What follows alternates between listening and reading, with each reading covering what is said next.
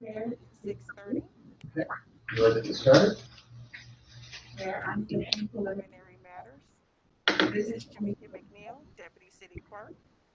The meeting is being held with a quorum of City of Westlake Council physically in attendance at the Westlake Council Chambers, 4005 Plymouth Pratt Whitney Road. Mayor Roger Manning, Vice Mayor John Paul O'Connor, Councilman Patrick Paul, Councilwoman Kara Crump, and Councilwoman Katrina Long Robinson are present physically in attendance.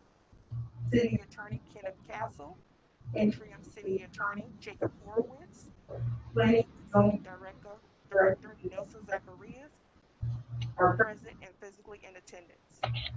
Deputy City Clerk Jamaica McNeil and Deputy City Clerk Zoe Burgess are present physically in attendance. Allow me to confirm any speakers that are present virtually and available to speak. Emily O'Mahony, are you present and available to speak?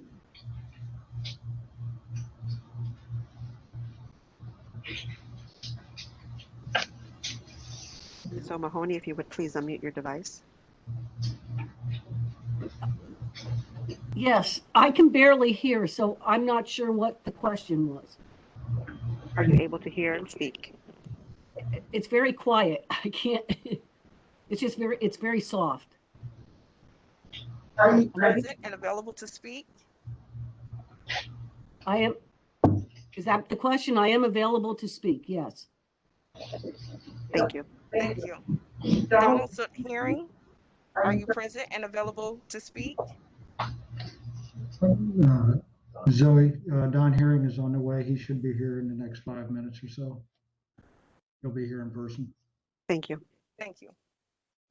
Public comments may be accepted prior to the meeting utilizing the electronic comment card available on the city's website. Public comments are also permitted at the appropriate time during the meeting. The mayor will call for such during public comment, and you may participate at this time utilizing the system's virtual hand feature and waiting to be acknowledged if you wish to comment. Please note this meeting is being recorded, both voice and video, and to remember your mic may be live. I will mute any microphones that carry any feedback or interruptions. If you are a caller that has been muted, you may unmute yourself by pressing *6. Any person in the virtual meeting causing a disruption or being inappropriate will be removed from the meeting. If I may also remind those physically in attendance, please utilize microphones so that the virtual audience and a clear recording of the meeting is produced. Thank you, Mayor Manning. Good evening. Call to order the City of Westlake City Council regular meeting Monday, August 9th at 6:33 p.m. Roll call, please. Roll call. Councilwoman Katrina Long Robinson. Present. Councilwoman Kara Crump. Here. Councilman Patrick Paul. Here. Vice Mayor John Paul O'Connor. Present. Mayor Roger Manning. Here. We have a quorum. Pledge allegiance, please. I pledge allegiance to the flag of the United States of America and to the republic for which it stands, one nation, under God, indivisible, with liberty and justice for all.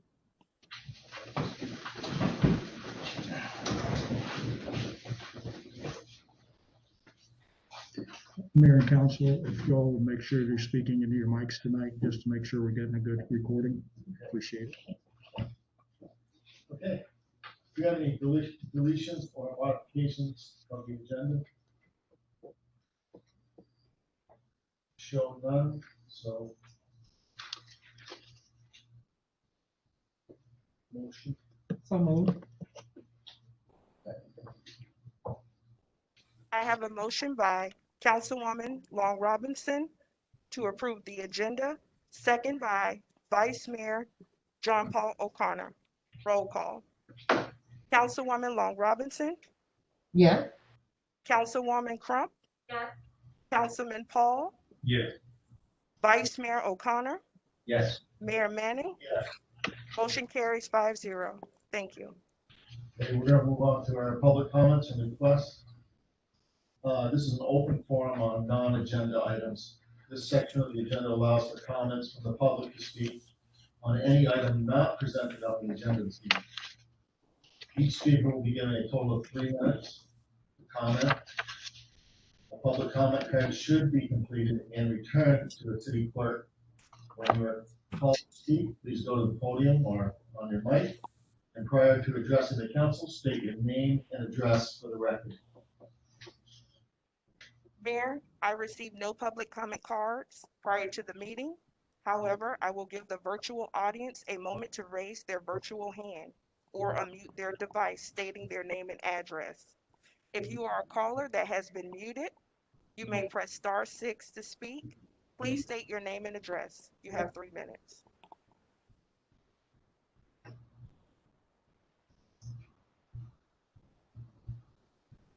If you wish to make a public comment, please raise your virtual hand or unmute your device by pressing *6 and state your name and address.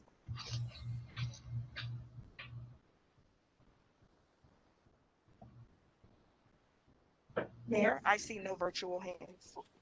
Thank you. Move on to the consent agenda.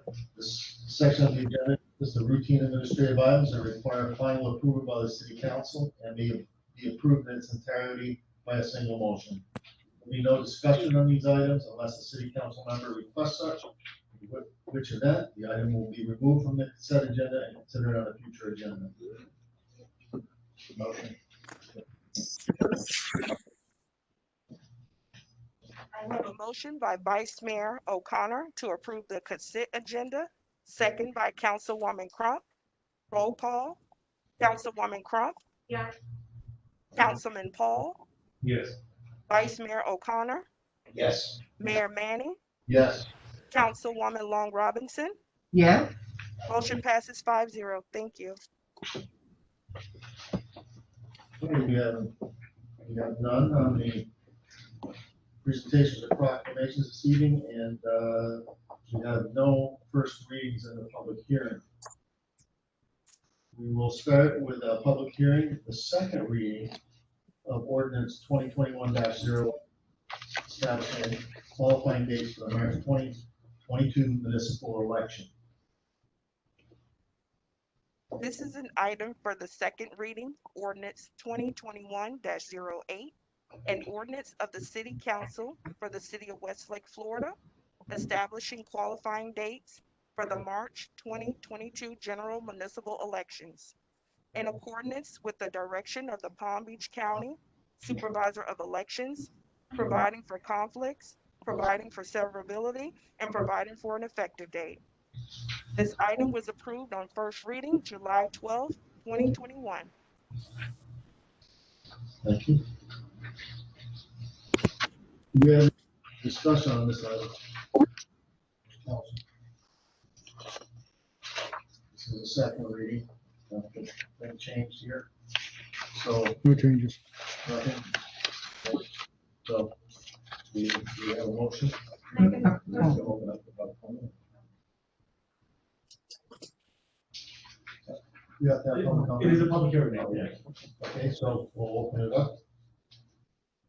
Mayor, I received no public comments cards prior to the meeting. However, I will give the virtual audience a moment to raise their virtual hand or unmute their device, stating their name and address.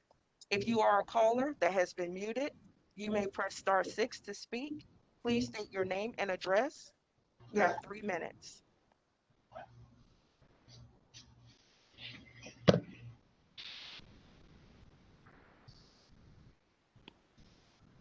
If you wish to make a comment, please raise your virtual hand or unmute your device by pressing *6 and state your name and address.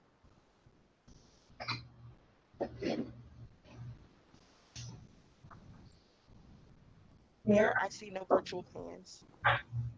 Okay, thank you. Okay. I'll make a motion to, That was a I'll good make a motion to adopt ordinance, 2021-8. I have a motion by Councilwoman Long Robinson to approve ordinance 2021-08, second by Councilwoman Crump. Roll call. Councilman Paul, Yes. Vice Mayor O'Connor, Yes. Mayor Manning, Yes. Councilwoman Long Robinson, Yes, Councilwoman Crump. Yes. Motion passes 5-0. Okay, we'll be moving on to public hearing followed by judicial. This is item A resolution for the pod PC1 Westlake Recreation Center Phase 2. Mayor, this item requires disclosure of any ex parte communications. If you will be presenting testimony, please stand and raise your right hand. If you are attending virtually, please state your name.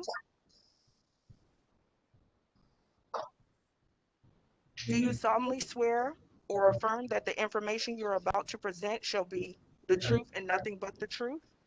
I do. I do.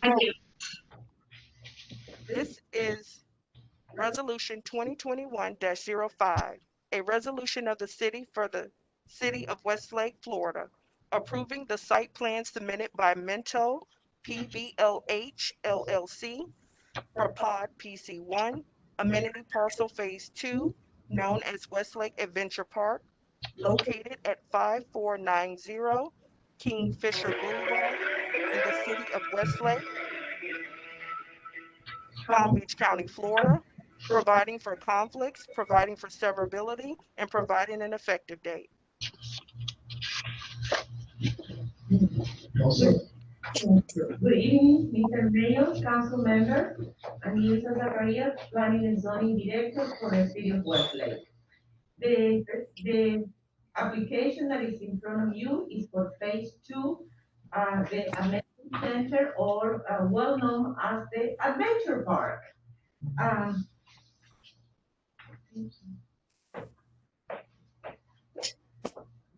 As we all know, our Adventure Park is located in 1489 acres in part PC1 as shown on the map. As I mentioned, there is a total gross site area, and then there is phase 2, which is the subject application for phase 2 is 4.17 acres, and phase 1, which was already approved previously, is 10.72 acres. The future land use and the zoning are mixed use. This is just kind of to refresh our memories. The initial phase 1 was approved by the City Council in 2018 and included swimming pool, pavilions, concession areas, outdoor amphitheater, BMX camp park, and very nice landscaping. So that has been built, is being used by the residents, and it's very popular, as I understand. So the subject application is phase 2, is the 4.17 acres, and this phase 2 will complete the amenity center. So overall, this development had 2 phases, phase 1 and phase 2. The subject application, which is phase 2, includes one adult swimming pool with a lap area, one lodge building, one pool entry building, one pool cabana building, 4 basketball courts, a monument sign, and a parking area. All of those different structures are located as part of this phase 2 application.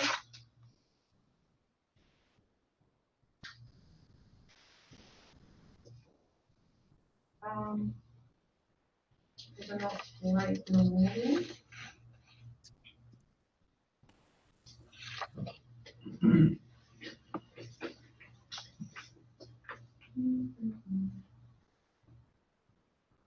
I might need to, Just one moment, we're trying. Just a moment.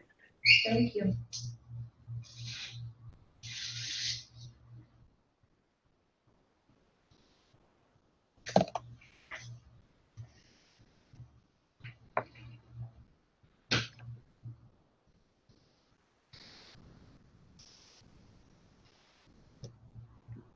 Technology, always an adventure.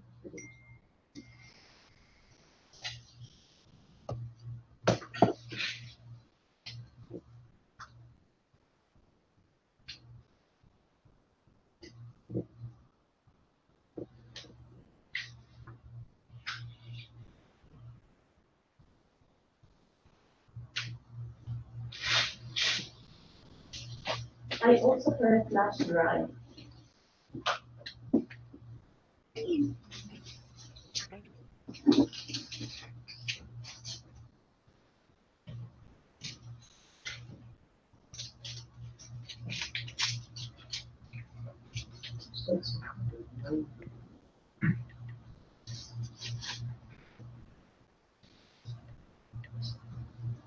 Ms. Zacharias, if you'll allow me to share my screen and we can progress through the slides that way. Thank you so much, Joy.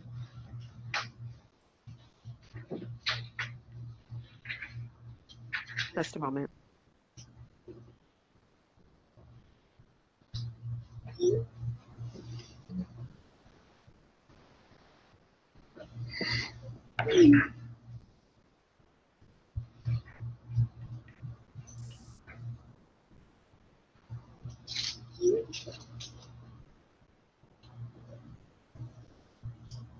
Ms. Zacharias, if you'll tell me when you want to progress, I'll move the slides for you. Next slide, please.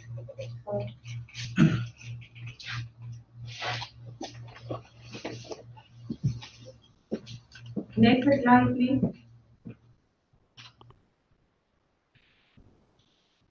Next slide, please. Okay, the amenity center has 2 points of access. One is located on the north side toward Town Center Parkway. Is being used currently, and the next one that is being proposed is on is on the Kingfisher Boulevard.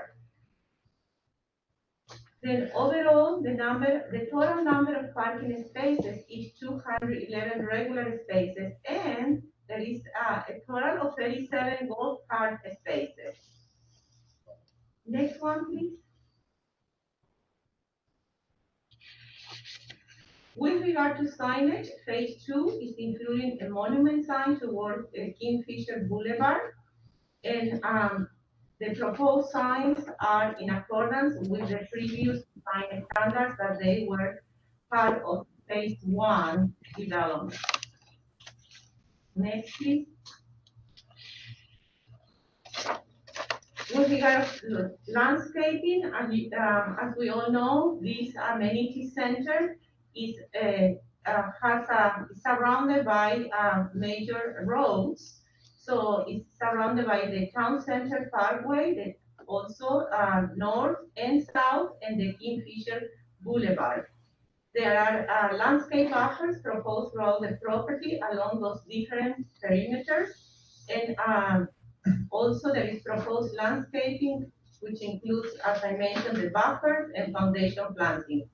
They were all reviewed and they are in accordance with our land development regulations. Next, please.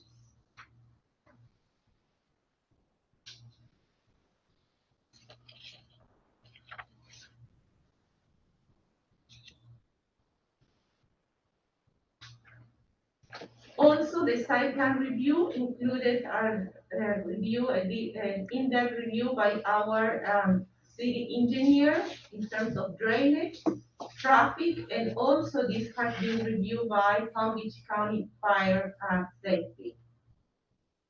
Next, please. This table is part of your staff report and it shows that it's in compliance with the mixed-use zoning district regulations as part of the standard site plan review. Next, please. Staff is recommending approval of the started application. I'm gonna send this hearing as a presentation.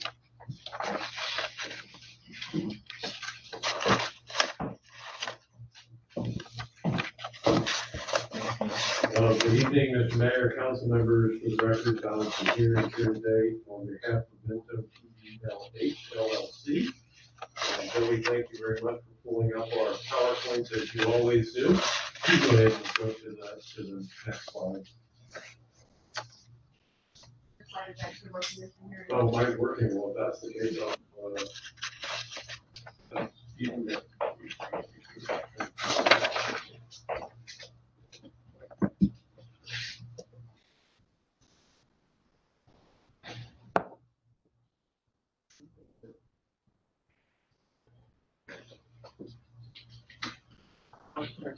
no problem. While Zoe's pulling the slides up, thank you so much for having us. We're very excited. As you know, the Westlake Adventure Park is really one of the key features out here in the community. It's one of the amazing facilities that Minto had developed early on in the phase of development out here for good reason, to attract families and to provide for great recreation, which it does. And so we're very excited to bring forth the second phase, really the completion of the adventure park. It's being built out substantially, consistent with all the original visions that you've seen that were utilized in the sales office. And I can tell you it's a priority project to Minto. We are in for permits. Permits are in land development review, and our hope is to be able to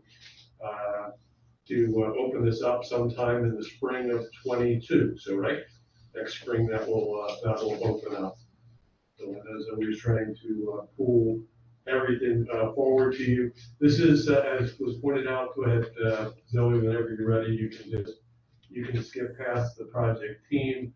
That was just fine. We know where the project is located, so we can skip past that. Go to the next slide. So this is a good slide right here. And then this is the adventure park. And Zoe, if you'll hit on that, I'll kind of show you really where we're at. The entire site is the civic site. Of course, around this, you're familiar with the hammocks, which are to the northeast, and then immediately to the east is the Sky Cove. And opposite across the street is the crossings, which is under construction right now in land development, and immediately down toward the bottom of the screen is ultimately Pod L, or the town center area. Go ahead and you can press the next one there for me, Zoe.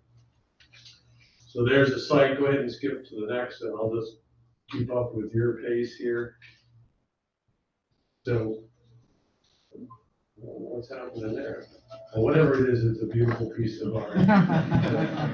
So these are just some quick images of what's out there today. And as you know, it's a state-of-the-art facility, really second to none in any of the residential communities. Very, very excited about it. All of you have the opportunity to enjoy it and review it. Next slide, Zoe. Here we go, and then you can press it one more time, and we'll kind of highlight the area. So there's the what we call civic site, and we'll go over here's, and then go to the next slide, Zoe. That'll show you the phase 2 development area. So you've been out there on the site. This area has a fence and some filter cloth around it.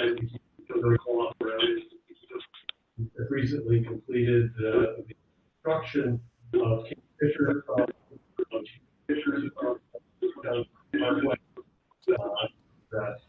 and that will provide access to the second phase, but there's also access available via the are there. Landscape start on Kingfisher here shortly, and then I'll continue. As pointed out, there are a lot of great new features being added. We have an adult pool, and we have the great resort pool, which is for the kids, families, and young adults like myself who love to go down the slide. Inside the adult pool, there'll be a lap pool as well for those who want to recreate from a lap standpoint. There is a pool cabana, which is on the north side of the pool. And then we have a lodge building with a formal green or lawn to it. And Zoe will get to that here in a second. Lodge building is a very, very nice building. It'll be open for a variety of different functions, for residents, for parties, for meetings, for other things. So it's just one additional venue. Of course, within phase one of the adventure park, there's lots of other pavilions for parties, for birthdays, and I know that it gets used in a very, very versatile way. But the lodge building is a really special building, and it's right on if you would drive in from Kingfisher, it'll be right on your terminated vista. You'll be looking at the beautiful Grand Lodge as you drive in. Golf cart parking, AP, that was for you, sir. You have 37 spaces, and they are in the most convenient areas. Just so you know, we made sure that we provide a variety of golf cart parking.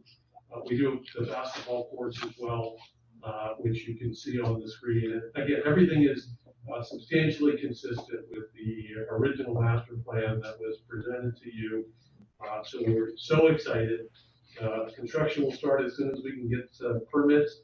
And so the team has been working very, very diligently.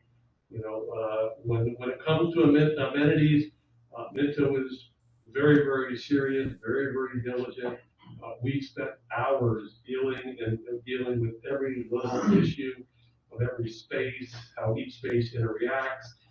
And so it's really exciting. I mean, this project has been put together by a great team of consultants and experts at the Minto level.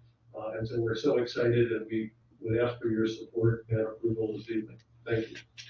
I do have one question. The original amenity center for the kids, can that be accessed from that parking lot, from the phase 2 on? Yeah, there are points of access where you can access it. It's all interconnected. Obviously, the main pool areas have whatever typical safety requirements that you would have for pools. But there's multiple points of ingress and egress. You can see the sidewalks there on the screen that provide access. If you park on the west side, to go to the east side, or if you park on the existing parking lot, to be able to get over to the new area. Just asking that because right now there's been a conflict between electric car owners and golf carts, and Yeah, so so the golf carts can now park in the back end. yeah, and they're on. We have some right along the main drive in the angle parking, and then some up closer toward the lodge buildings. We try to distribute those for maximum benefit, and of course, I know we're working with the city manager talking about more spaces and regulations for low-speed electrical vehicles. And in essence, 2 parking spaces will make 3 golf cart spaces, and so we're looking at some flexibility in the code, which makes it easy to convert. So if we find more need for golf cart parking, easy to convert to golf cart parking and vice versa. Will there be additional charging stations in this phase that can be bought? I don't believe that we're adding any additional charging stations here. The whole project has 5 charging Yeah. stations. Yeah, there's 5 charging stations today, and again, if the need arises, those are certainly things that can be added in the future. But we're not proposing any for this area. Vice Mayor? Yeah, I just have some questions. Can you expand on this lodge building as much as possible? Like, what's gonna be inside, Well, it's a little over 4,000 square feet, and it's intended to be really. Just told you. It opens out onto a beautiful formal lawn. completely covered? No, the formal lawn is. No, the open. lodge building. Oh, lodge building, yeah, air conditioned space. There are also very large porches that run around various sides of the So it's a lodge big building. enclosed building, and what will be inside of it? But it will contain the typical things that you would have inside this type of a building. There's areas for Sofas, seating area? areas for I don't have all of the I'm just details, curious. but it's intended to be a more of a social gathering space. So there will be areas for sitting, also areas to be able to be flexible for parties and community functions. Okay, all right, so there's still a question mark on that lodge. But I'm sure that there's a lot. Yeah, I don't know if I want to picture pool tables, I mean, I just don't know what to imagine there. Yeah, It's a big covered building. the way I understand it is going to be more oriented toward events. Okay. And of course, when there aren't events, it'll be a very comfortable space open to the use by the residents. Now, how about this formal lawn? What will that look like?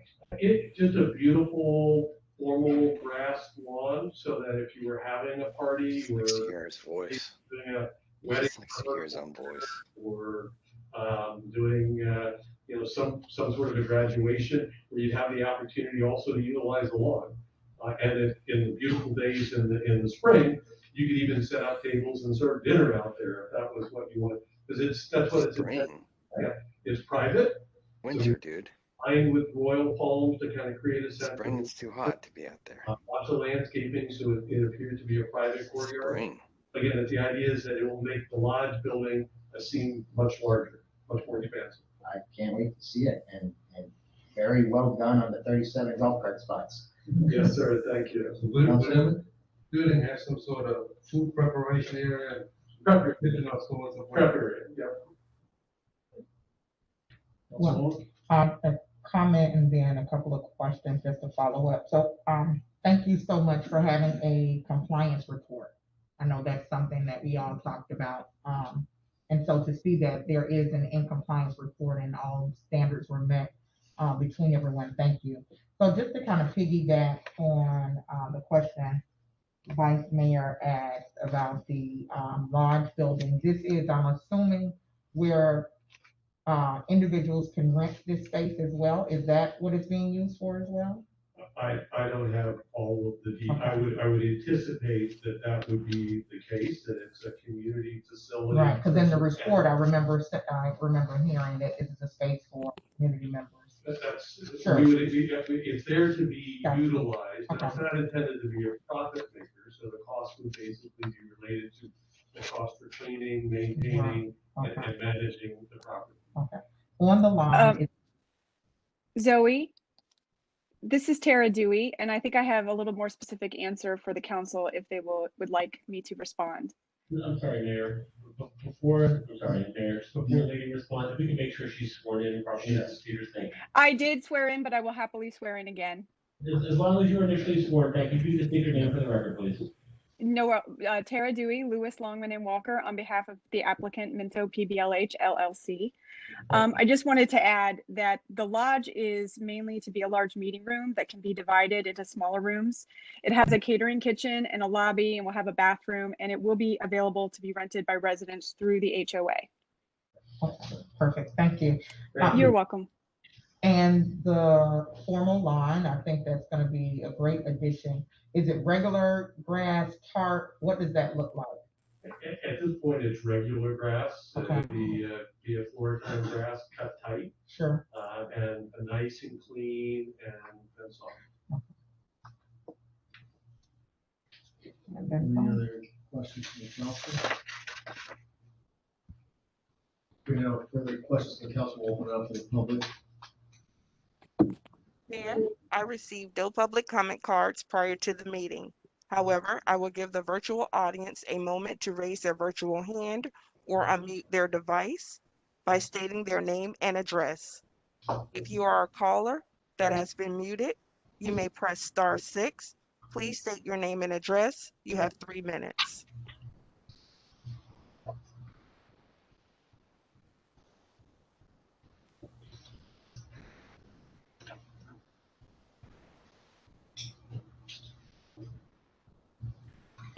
Ms. Torres? Yes. Hi, everybody. Alicia Torres, 5847 Whippoorwill Circle. I just had 2 quick related questions. There's a lot of construction fencing up right now. You mentioned the whole just a moment. I'm sorry, ma'am. If you could just confirm if you were initially sworn in when the clerk swore in all the witnesses? I'm a resident. Yes, she was. If you could, Madam Clerk, just swear the speaker in before she presents, thank you. No. She still needs to provide support testimony. Question. Tara Dewey, my apologies, Miss Alicia Torres? Yes. Do you solemnly swear to affirm that the information you're about to present shall be the truth and nothing but the truth? I'm just a resident asking a question. That's fine. She's surely free to ask her questions. All the testimony given during a quasi-judicial hearing should be on the record. There's sworn testimony there. Thank you. Okay, so my question is generally having to do with fencing. There's a lot of construction fencing right now, and I'm wondering if, other than the eyeball shape or the oval, is that going to be the only thing that's fenced in and everything else inside it open? And then as far as the adult pool goes, I'm kind of wondering how we will keep the kids out. I'll start with the first. So the area for the most part is open. The construction fencing that you see out there today, that will come down. The formal lawn area and obviously the pool areas do have fencing for access control and for safety reasons. And of course, there's fencing so that there are control gates for somebody going from the parking lot into any of the facilities. Just the way that it is today, you have to use your key fob so that it has to be a resident with the proper credentials to be able to come in and out and to utilize the facility. But for that, it'll appear to be very, very open. Fencing is just utilized to provide safety and security for the facility. So the construction fencing that you see there, those barriers will come down. When we continue to use fencing to define spaces, but it's intended to be relatively open, except for where we need to make sure we have control. So, the BMX course that's out there right now, that will continue to need to be fenced. So that's an area where we want access control. Okay. So that we don't have residents from the outside who love your facility and take advantage of it. Obviously, the parking areas are open and accessible to everybody. Okay. So relative to the adult pool, obviously there'll be pool rules that will be listed there. There is HOA personnel that manage the pool facilities out there today. And if the adult pool is being abused and not utilized the way that it's intended to, then obviously that will be addressed. And if new rules need to be developed, they certainly could be promulgated. I don't think the intent is to say that no child could ever come in there. The intent is that that's a different use. It's intended to be for those who want to use the pool for exercise and a different type of recreation. And then of course the children's, the big large pool is there for more of that resort style pool environment. Okay, so is the only entry to the adult pool through that pool entry building or something? I saw. Access control points that you can actually get to there from the existing pool, but it's just controlled. So okay. By design, there's a primary point through the little portal on the west side, not through the cabana on the north side. That's just a cabana. Okay, thank you. You're very welcome.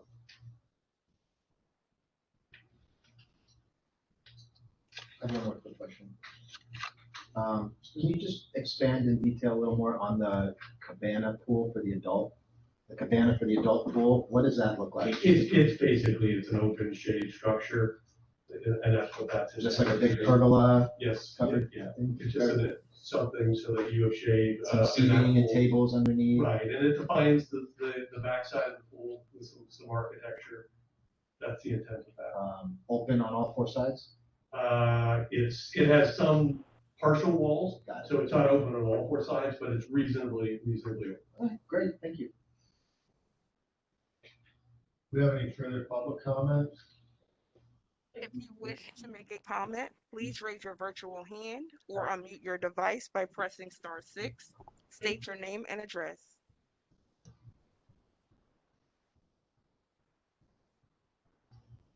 Mayor, I see no virtual hands. Thank you. We have no further discussion. Council, on the public hearing item. I got a motion. I'll make the motion to approve 2021-5. I'll second. I have a motion by Vice Mayor O'Connor to approve Resolution 2021-05, second by Councilwoman Long Robinson. Roll call. Vice Mayor O'Connor, Yes. Mayor Manning, Yes. Councilwoman Long Robinson, Yes. Councilwoman Crump, Yes. Councilman Paul. Yes. Motion carries 5-0. Thank you. Thank you.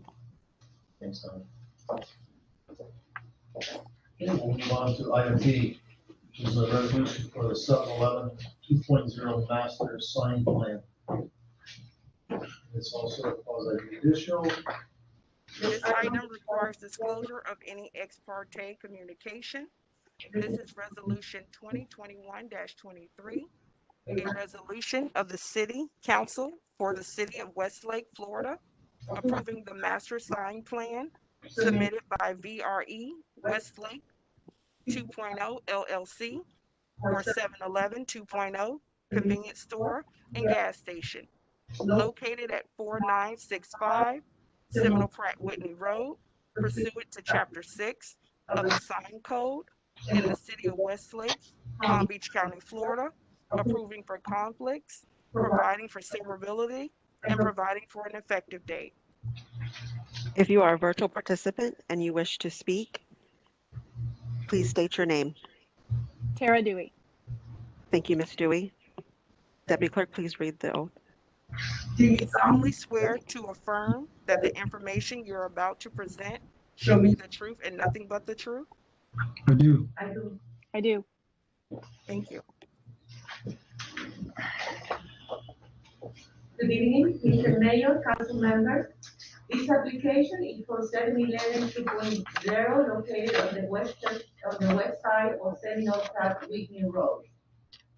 Next slide, please.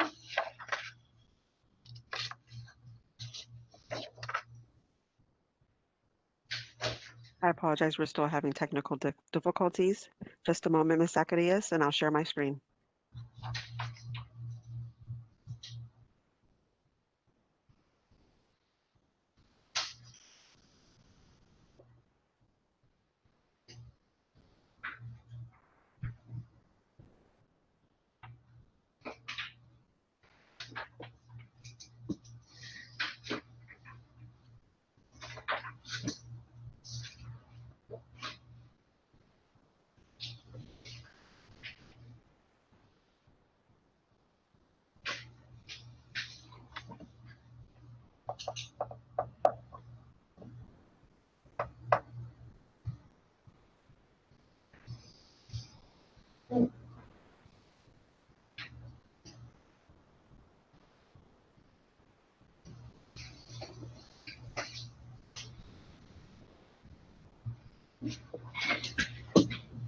Thank you so much, Floyd.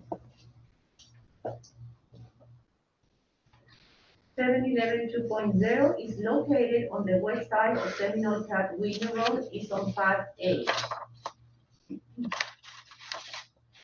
The applicant is requesting a master signage plan and also requesting to the council approval for 3 waivers.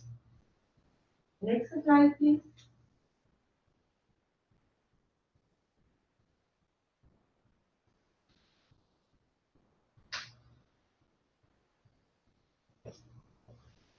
The site is 2.477 acres and the future land use and zoning is mixed use, is in Part H. Next slide, please.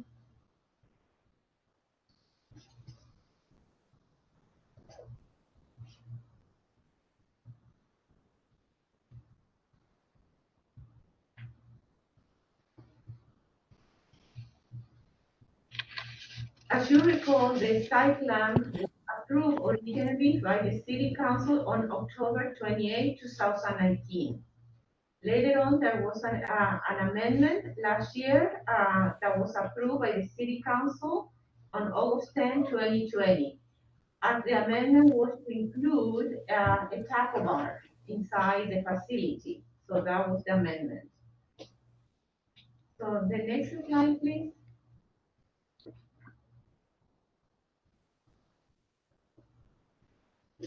The master sign plan includes the numbers of wall signs, also a monument sign, canopy signs, and also the important thing is that the applicant is please requesting to the council 3 waivers, which the applicant is allowed to ask waivers under chapter 6 sign section 6.9 master sign plan. Next slide, please.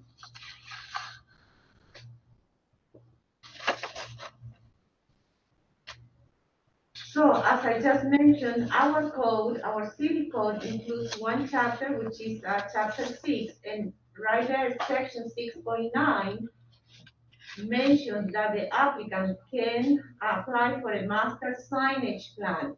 And if they do that, then they can also ask this council some waivers.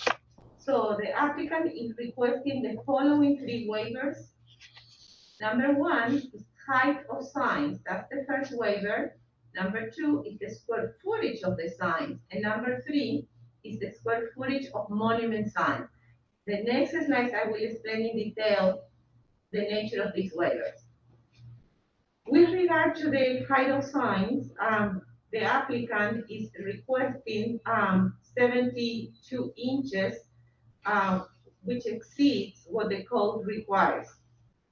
So, and they are having the 2 signs, which are taller than the code request.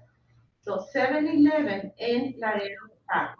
This is another slide that will show where are they located.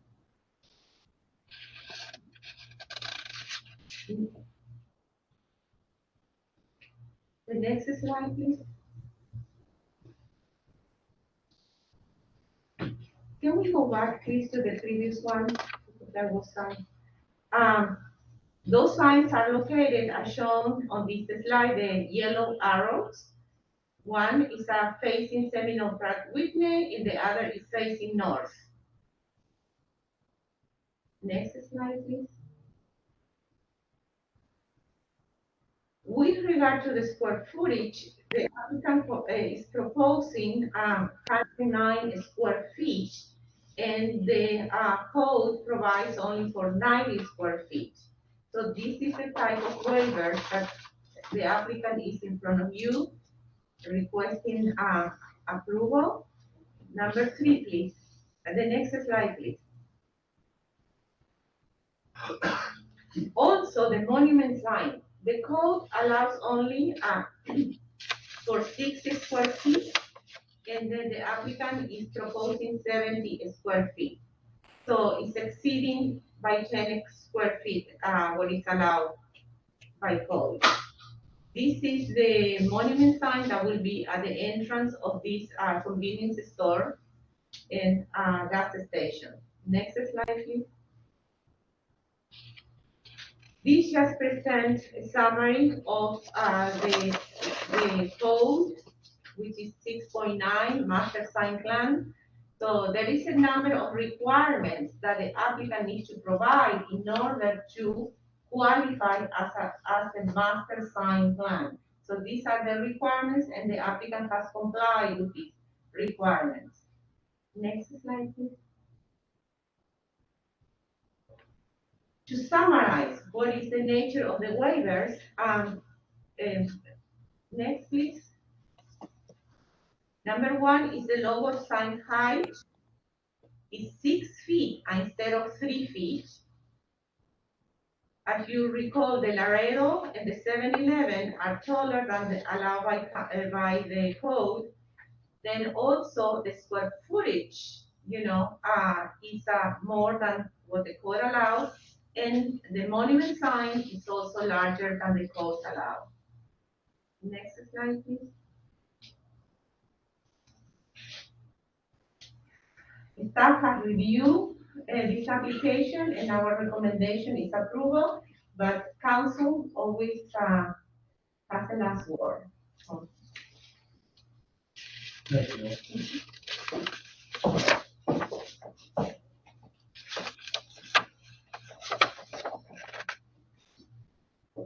Good evening, Mr. Mayor, for the record, Donaldson Hearing. Here tonight on behalf of the owner, which is VRE Westlake 2.0 LLC and the Burdad organization. Our sign vendor is Coventer, and we'll be discussing the sign issue tonight. Zoe, you can just go down to slide number 6. We'll just try to make it a little bit easier so we're not duplicating what Nielsen did. Keep going, right here is fine, but you can say right here, that's perfect. So this is located on lot 1 of what we refer to as parcel H. So it'll be part of the Westlake Landing, just it is its own lot. You're seeing is, of course, it's located just to the south of Persimmon Boulevard. It is important to note when we look at this site, the special conditions that exist is that there's a substantial landscape buffer. The little parkway, which is out there, which is 90 feet wide, there's a 3 to 4 foot berm, very, very dense planting. And I would even say that the landscape buffer on Persimmon is actually much larger than what we would traditionally see in the city, because there's a 20-foot FP&L duct bank easement that runs through there that's actually set back from the right-of-way some. And then we have a 15-foot landscape buffer that's adjacent to that. And of course, it will be very nicely landscaped. I can promise you that. So certainly a factor in the analysis when we looked at laying out the signs. Of course, the benefit of a master sign plan, as we discussed, I think a few meetings ago, is that you're able to look at all the signage on the entire property comprehensively. The directional signs, the enter-exit signs, the signs on the window. So you really have a unified, well-done, professional graphics communication package on the site. On this slide, the location of the monument sign is highlighted with the yellow circle. And as Nielsen pointed out, it remains in the same location. And really, in this particular case, the change from what you had seen previously is now that the Laredo Taco is a subtenant per se in the building. We've added Laredo Taco to that sign, which has resulted in really just 10 square feet additional in copy area. The size of the sign, the height of the sign is fine, it's 8 feet. The width of the sign is less than the maximum 15 feet allowed by code. So really the only difference is the amount of copy area on that sign is slightly increased. And of course, that's because we also have to provide for the gas signage and other mandatory signage elements. Next slide, Zoe. I'm going to show you on the screen is the previously approved elevation and that which is proposed. So previously there was the 7-Eleven vans located in the kind of in the entrance tower, and what is proposed is on the right. As Nielsen pointed out, the size of the logos are larger by 3 feet than your code. They're consistent with what we approved on, or what this council approved on 7-Eleven 1.0. And if you may recall, they originally looked at 7-foot letters, and so these were, and then you requested that they be reduced to the 6 for the logo, and so this is consistent with that approach. But what we pointed out to you, what we wanted to point out to you here is just graphically, you can see from the elevations, it's the appropriate scale. It's legible, it fits with the architecture of the building, it's located on appropriate areas of the elevations. Next slide, Zoe. And then this is just an enlargement of that. As we pointed out, the sign is just slightly over the total area by about 15 square feet, and then it's 3 feet taller. And then go to the next slide. We also have signage on the north side of the building, as Nielsen pointed out. The previously approved plan and just simply the 7-Eleven green and orange and red bands. We're proposing just to have the simple 7-Eleven logo and the Laredo logo. And again, as Nielsen pointed out, that these signs are 3 feet taller than what was allowed by the code. And so we're asking for your approval. Again, this area, this particular site is substantially set back from Seminole Pratt Whitney, behind the 90-foot buffer. In the case of the 7-Eleven that's out front, there's not a rule parkway in front of this particular 7-Eleven. While it's very nicely and lushly landscaped and will be beautiful when it's finished, the condition on the south side of the road is a 90-foot extremely dense buffer, which obviously you can see. So, given its additional setbacks, additional landscaping, and the comprehensive approach that we've taken, your staff is recommending approval, and we would like your support to that. Thank you, Sarah. Questions, from the council? Yes, absolutely. No comment. So I'll be completely candid. I really dislike the idea of doubling our size by code, especially being that this is one of the very new commercial ventures. I don't want to set the precedent of doubling all of our signs across the board. That being said, I know that 711 1.0 requested a variance, which I think we split the building in half, and they wanted 7. I don't think it was 6. I believe it was 5. But I would love to physically double check that, because I don't think we should approve 2.0, even though it's set further back, for a larger sign than our first action. At the very least, I'd like to at least make it consistent. So whether it was. And we're happy with that, to be consistent. I believe it was 6 feet. I think we were 7 originally and asked for 6. I'm sure that we would have. Yeah, it was quite some time ago. I don't recall 100%. But it was a compromise. But we'd agree to be consistent with 711 1.2. Yeah, I would be perfectly fine with that. And I know it's easy to say there's only 10 square feet difference. 10 square feet is a lot. I mean, it really is. Think of the difference between a 50-inch and a 60-inch TV. Like it goes up drastically, and that's only 10 inches, but 10 inches all the way around. I understand. We don't need, I've said this, on the record before, we're not Vegas, we're not Times Square, we don't need huge neon signs screaming 7-Eleven as we're driving down Seminole Pratt. No, I understand.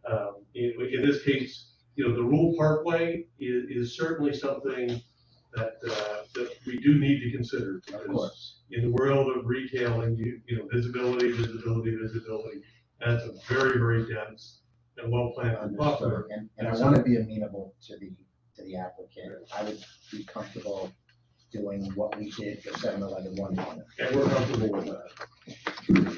Mr. Vice Mayor, we will check the resolution that was approved by 7-Eleven 1.0, and we can put a condition of approval that it needs to comply with the same height In square footage.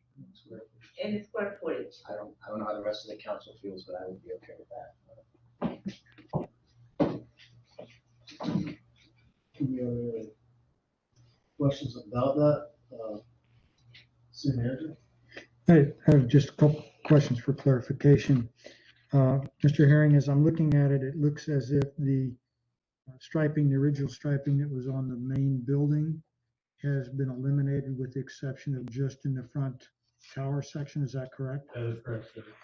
And then additionally, though, the striping is remaining on the car wash building, correct? That is correct. Okay. And the striping on the canopy is remaining. That is correct. Okay. Just want to make sure I'm viewing everything correctly. Yeah, that's correct, sir. Okay.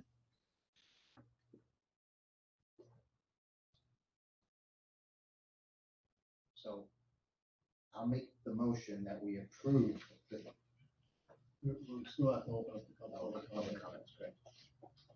There's nothing further to the council. Will the landscaping be well maintained as far as, the rows to the side or? Well, the landscaping within the Rule Parkway is maintained by Seminole Improvement District. You know, and it's intended to be as dense the way that the way that you see it. And then the landscaping on the buffers and the landscaping on the site, they can be maintained so that they're, you know, meeting the intent of the landscape plan. But it's very nicely landscaped, so and that's part of the overall composition, which makes it tie together. We have public comment. Mayor, I received no public comment cards prior to the meeting. However, I will give the virtual audience a moment to raise their virtual hand or unmute their device, stating their name and address. If you are a caller that has been muted, you may press *6. Please state your name and address. If you will be testifying, please state your name for the record.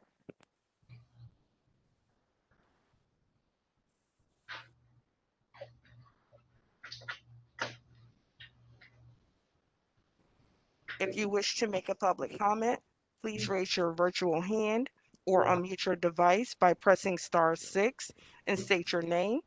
If you will be presenting testimony, please state your name for the record.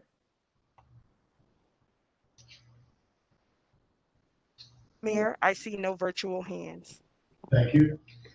Vice Mayor? I'd like to make the motion to approve the 7-Eleven 2.0 master sign plan with the provision that the variances applied for will not exceed what we approved for 7-Eleven 1.0. I'll second. I have a motion by Vice Mayor O'Connor to approve Resolution 2021-23 with the provision that the variances approved for 7-Eleven 1.0 not exceed for 7-Eleven 2.0. Second by Councilwoman Long Robinson.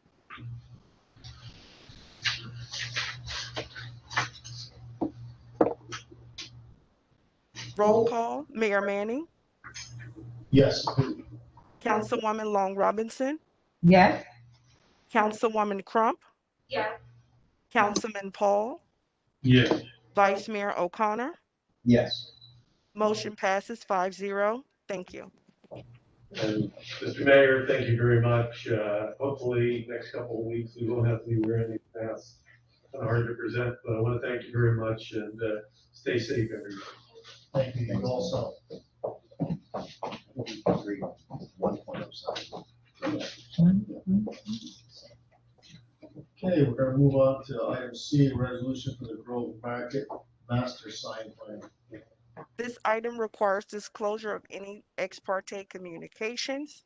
This is Resolution 2021-25, a resolution of the city for the city of Westlake, Florida, approving the master sign plan submitted by 5060 Loxahatchee Retail LLC for Grove Market at Westlake, located at 5060 Seminole Pratt Whitney Road, pursuant to Chapter 6 of the Sign Code in the city of Westlake, Palm Beach County, Florida, providing for conflicts, providing for severability, and providing an effective date. If you will be presenting testimony, please stand and raise your right hand. If you are a virtual caller, please state your name for the record if you will be presenting testimony. Emily O'Mahony, 2GHO. Do you solemnly swear or affirm that the information you are about to present shall be the truth and nothing but the truth? I do. I do. Thank you.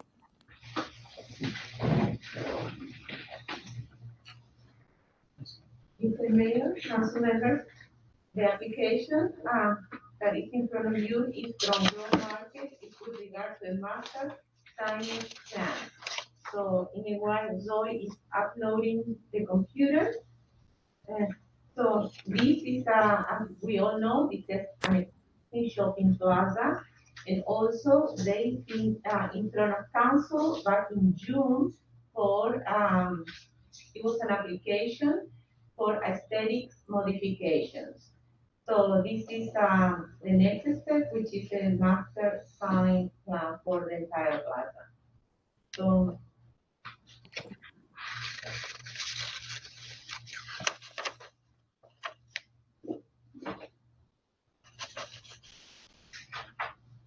Just one moment, we're having technical difficulty.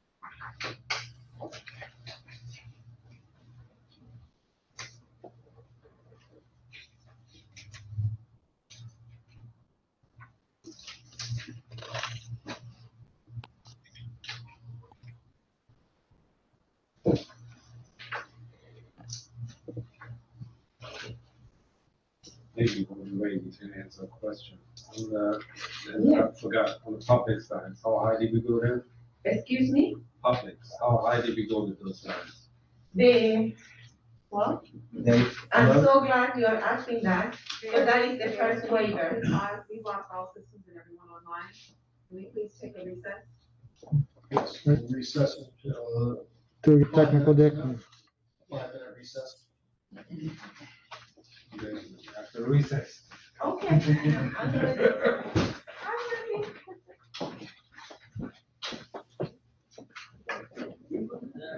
It's killing me.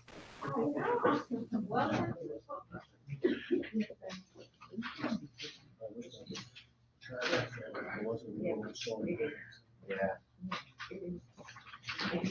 For some reason, 5G is a maybe 5.5. That's my apology, Councilman Paul. I selected Vice Mayor O'Connor's name twice, so that's me. So I apologize. All I had is, it's like all that. Yeah. I wanted to be huge, because it is. I want to say 3, 7.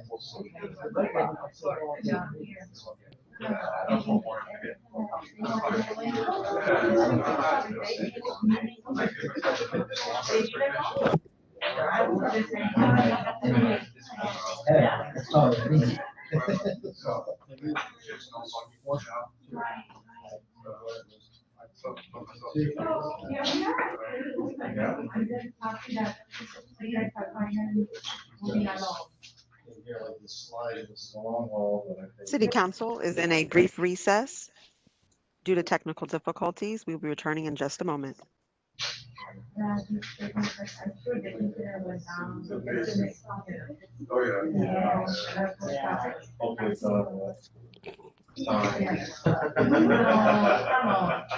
You are almost there, guys.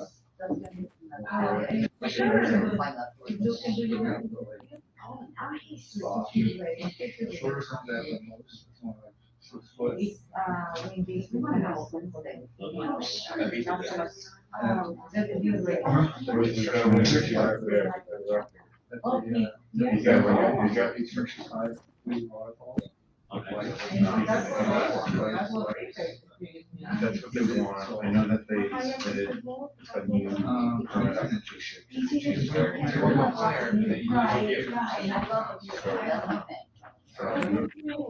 That's 15 by 30.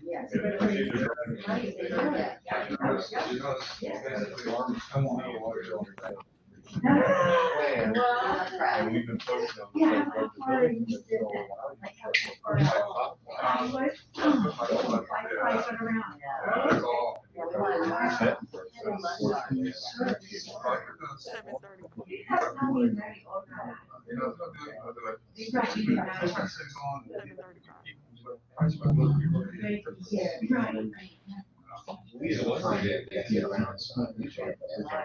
City Council will reconvene at 7:40.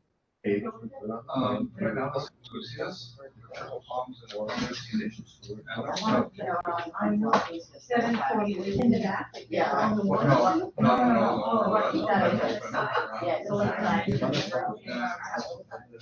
Somewhere, once we see this exactly. Yeah. Visualize like. We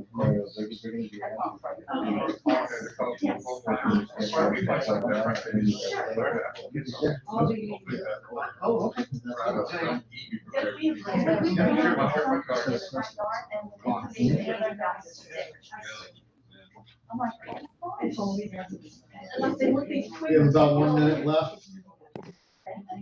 So we haven't replaced anything. Yes, We're sir. waiting, because they keep eating everything we plant.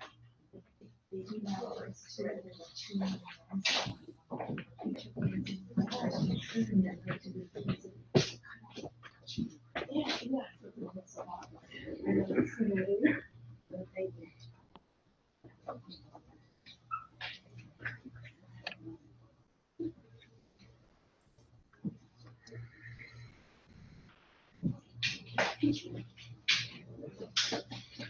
we're gonna reconvene the meeting. It's now 7:40.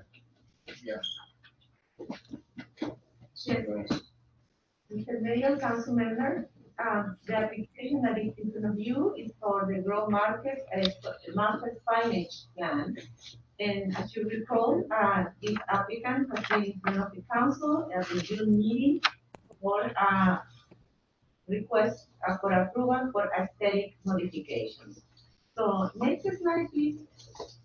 This is an existing shopping plaza, as we all know, it's in 9.98 acres, and the applicant is requesting 3 waivers along with the master signage plan.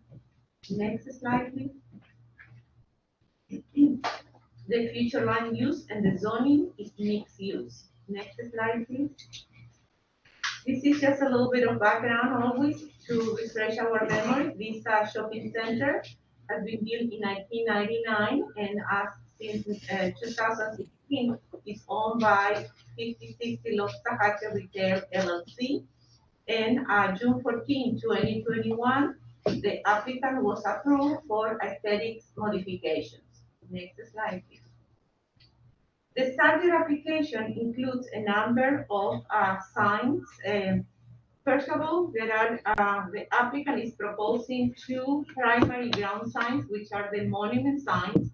One is facing Seminole Cut Whitney Road, and the other is facing the lateral street. Then it's also proposing, as shown here, a tenant, the letter C, you see that it's a tenant ground sign, it's for future. And then also there is a directional sign and a number of wall signs. And we will, as the presentation progresses, I will explain each of those types of signs. Next slide, please. Again, our chapter 6, the application in front of you is a master signage plan and the request of 3 waivers. The first waiver is with regard to the height of the ground signs. The second waiver is the number of lines per wall sign and then the number of wall signs. So we will explain one by one. Next slide, please.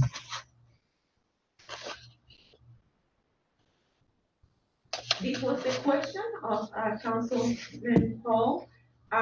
The applicant is proposing 14 feet, and then the code is at the maximum of 8 feet.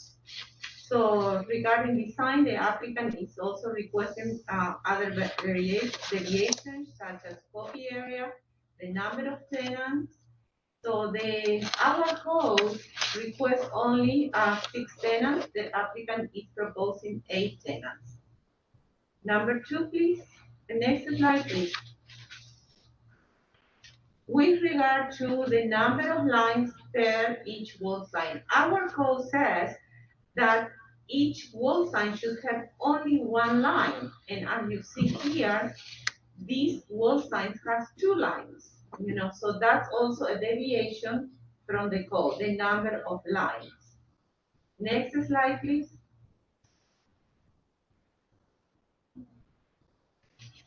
Then this is with regard to the number of wall signs. How many wall signs do they are proposing? Our code said that each structure or each owner, store owner, will have 1 sign facing the right of way. Facing each street, you can have 1 sign. Well, as shown in this slide, this owner has 3 signs. It has the Winn-Dixie, then has the fresh food market, and then the check-in, that's also a sign. So as shown on this slide, instead of having one wall sign, there is 3 wall signs facing Seminole Track Whitney Road. So that's the reason the applicant is also requesting a waiver. Next slide, please. These are not part of the waiver. These are additional signs that are being proposed. These are ID or hanging signs. The purpose of this is when you are walking on the sidewalk, on the covered sidewalk, you can see what are the stores about. Because you do have the wall signs, and the next slide will show that. But as you walk on the sidewalk, you can see what are the different types of stores. So we call these project ID signs. And each hanging sign will have a consistent background and a white font. Next slide, please. This master signage plan is also proposing wall tenant signs. If you go right now to the plaza, you will see the signs that are there, Il Pomodoro, those are the existing wall signs. And obviously, this master signage plan, they also need to include these, So when we ask to the applicant if they're gonna have a specific type of colors or what kind of wall signs, so the applicant responded that such a master sign plan proposes that each tenant will have limited color selection in keeping with the fall color scheme and needs to be approved by the landlord. Every time that a store comes and they want to have signs, they need to be approved by the landlord, the color. But I also asked what happened with the existing signs. Can they keep their existing colors or not? And the answer was yes, they can keep their existing wall signs, such as, again, the existing businesses that are there. So each tenant basically will have two types of signs. One, the wall sign that you see here, when you are driving or you are parking, when you are on the parking lot, you can see this wall sign. But when you are walking on the cover, then you will see the projecting ID signs hanging from the ceiling, I would say. So next slide, please. So, and again, these are the requirements that to comply with the master sign plan. Next slide, please. To summarize, these are the three waivers that this master signage plan is requesting: the ground sign height, the number of lines that each wall sign, and 3, the number of wall signs, as I mentioned before. Next slide, please. And then staff is recommending approval, and this is also, please note that the Grow Market also applied for another site plan modification that we are being reviewed now, and is coming in front of council at the September meeting for parking and landscaping. So I understand the applicant has a presentation too. Thank you.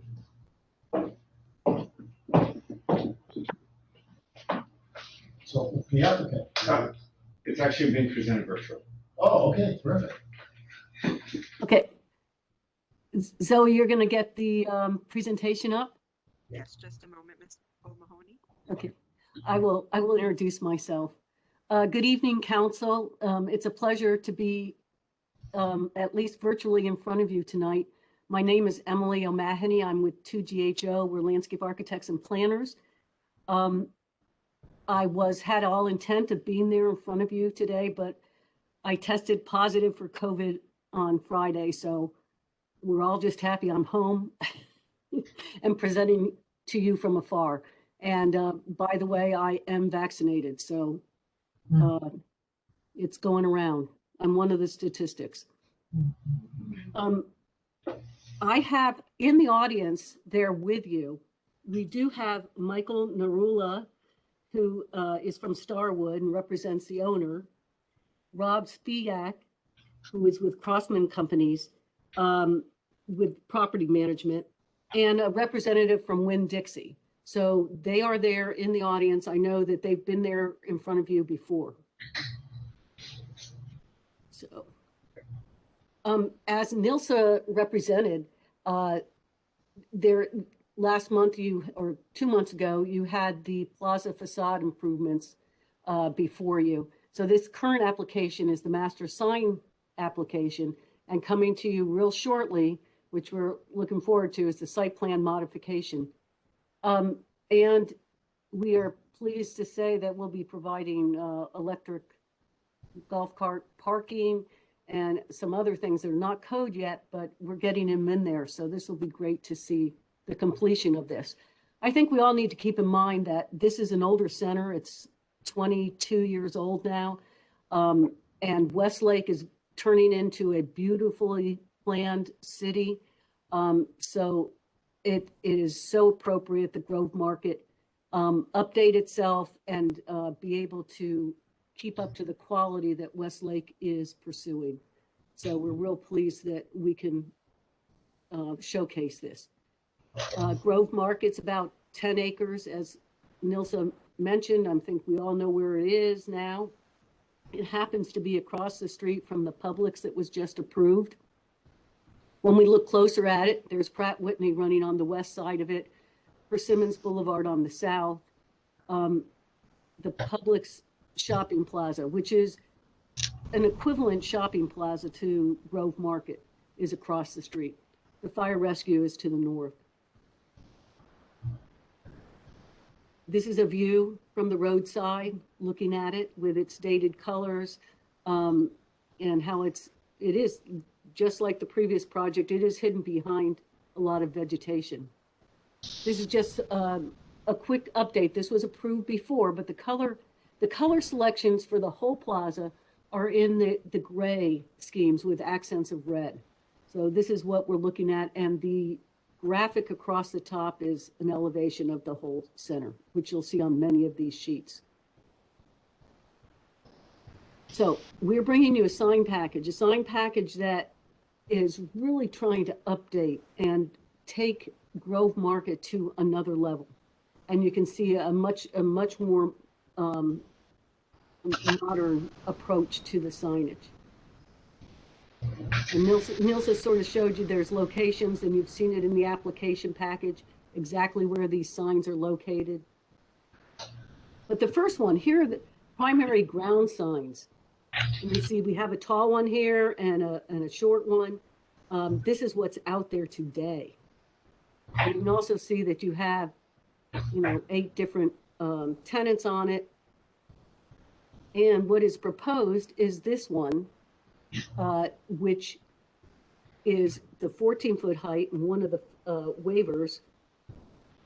And just to let you know, the dimensions, the number of tenants listed on this sign, it all matches what was just recently approved for Publix. So this is in keeping with Publix. Across the street, a direct type of competitor to the Grove Market. As it's both of them have primary grocery stores as the base tenant. So we would recommend, we are asking for 2 ground signs off the 2 major roads that we front, with waivers for number of tenants and for the height.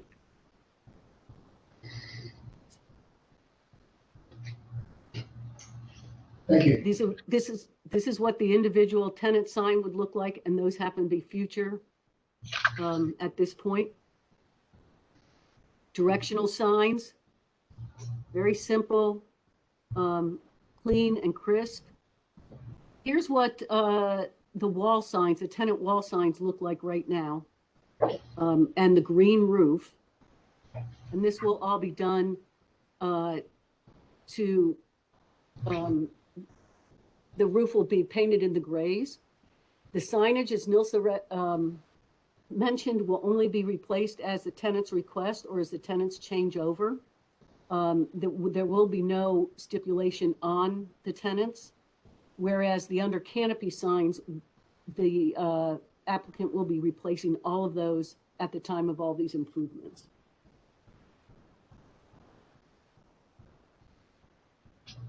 Here's the under canopy signage that exists today, with, once again, like the Napa represents a national logo, so they're allowed to use their national logos, accepted. And here's the proposed look.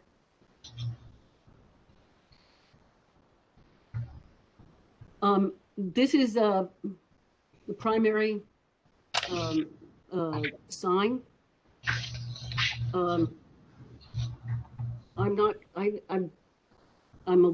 don't know. I'm a little confused about this because NILSA represented it differently than we represented it, but it all comes out to about the same. It's saying it's 3 signs instead of 1 on this front. In addition, this is the Winn-Dixie sign itself is 6 feet tall instead of the maximum 3. So that was the waiver. And that is obviously very consistent with what you just heard on 7-Eleven. But it is well in proportion across the whole facade of the shopping center. It's proportion, it's right, and it's architecturally noted to. It just makes sense with the style of the architecture.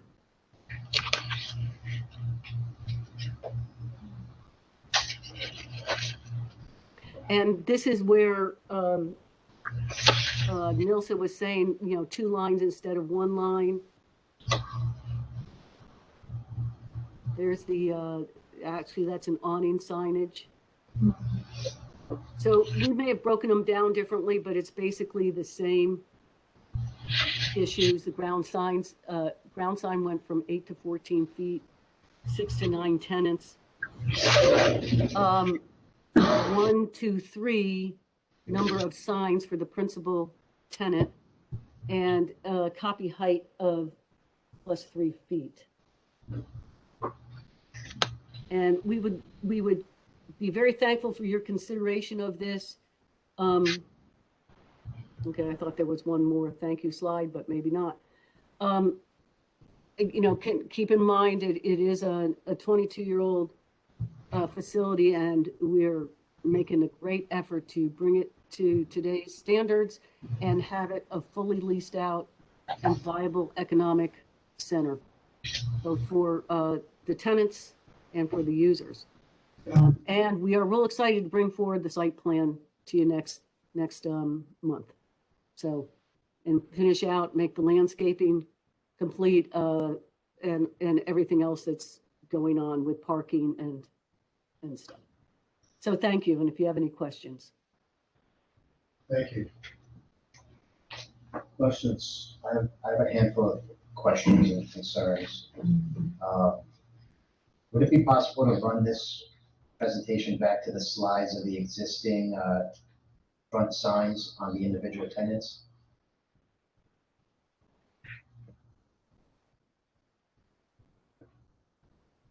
Let's see if I have control. I will.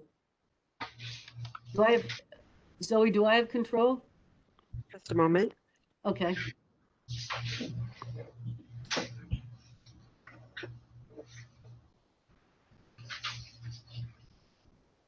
You're talking about the wall signs on the building?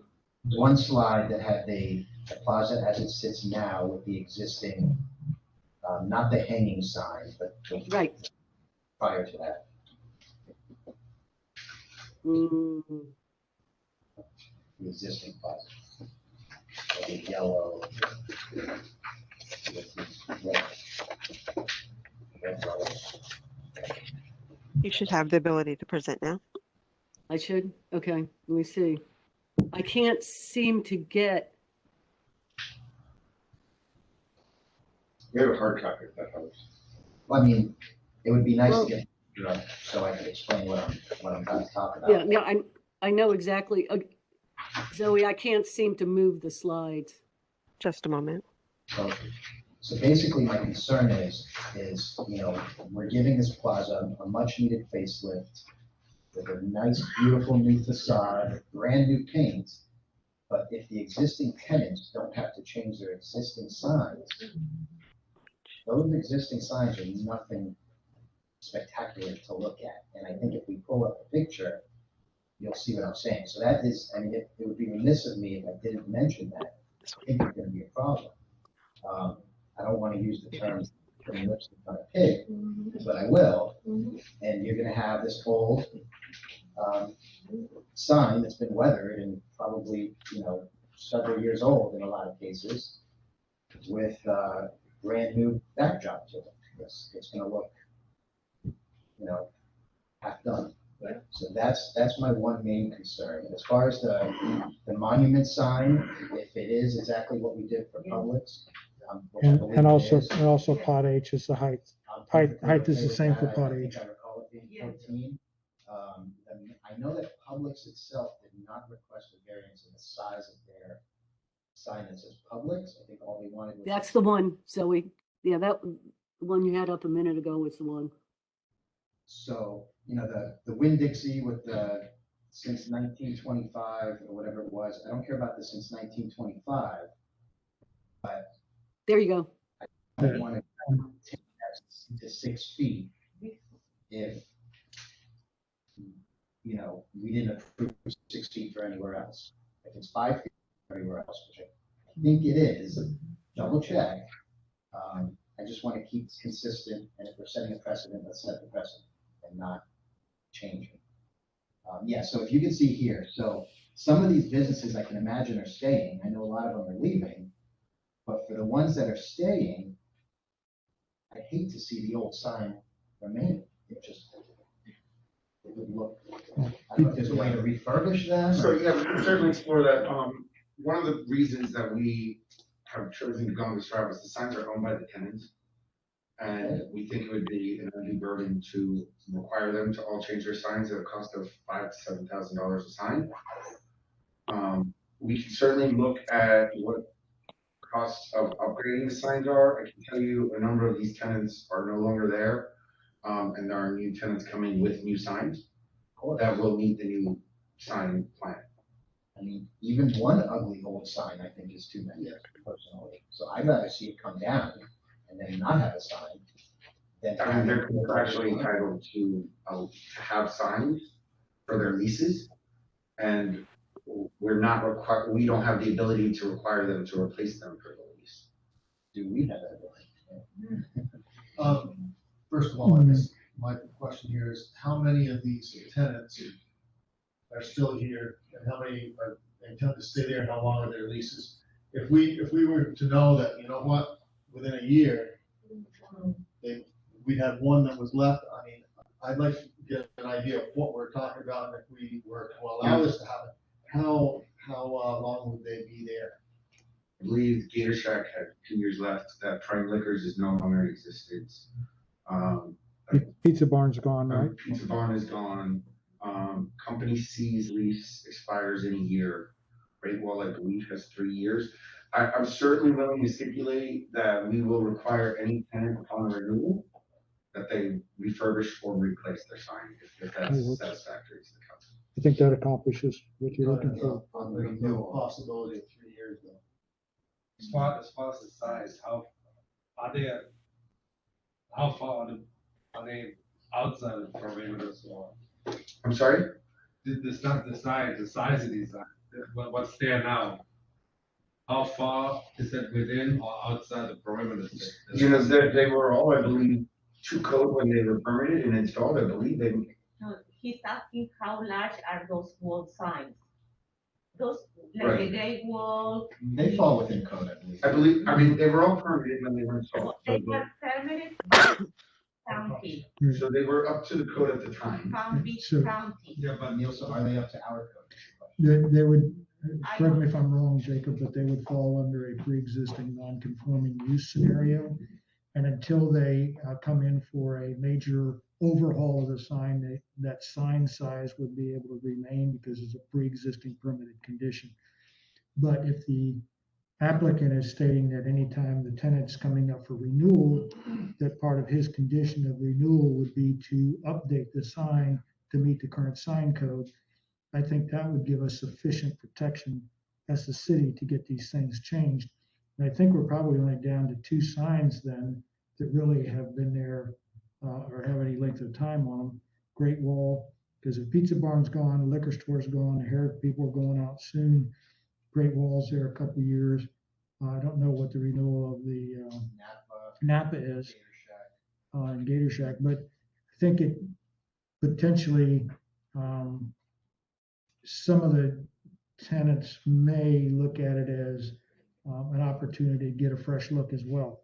And we encourage them to, except like the tenants that we've been renewing, we are giving them an allowance to put a new sign on. So this has been a focus of ours. Just to answer really your question answered on the the question. record, to answer your question on the record, this, since it's an older plaza, when these signs were installed at the time, they were in compliance with the Palm Beach County Code.